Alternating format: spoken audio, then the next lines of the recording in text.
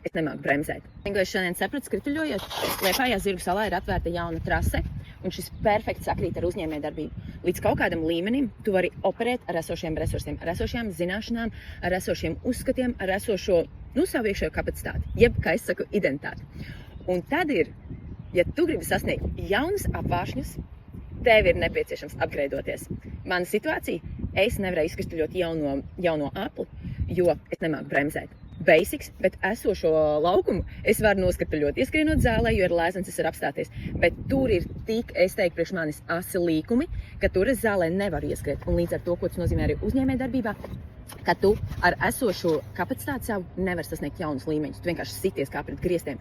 Bet ja tu gribi iet jaunos apvāršanos, tev neatkarīgi vajag palīdzību vai nu no malas, kur tu ātrāk tiec, es redzu, ka man ir jāiemācās bremzēt, lai es varētu apgūt to jauno ceļu, vai otru pozīciju tu vari darīt pats, un tas prasa laiku. Un man pat nav ne jausmas, kā to darīt. Būs jāiegulgulē vai nu how to, vai nu jāprasa tiešām, lai kāds man palīdz. Jo es zinu, ka man nebūs pacietība mācīties.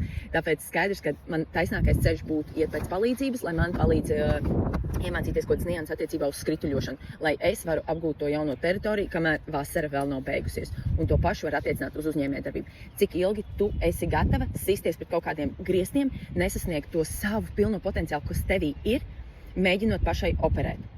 Jā, tas prasa laiku, un tas iespējams prasa arī kaut kādus aplausienus. Tāpēc vienmēr saproti, ar ko tu esi gatava maksāt, vai nu ar naudu, vai nu ar savu laiku.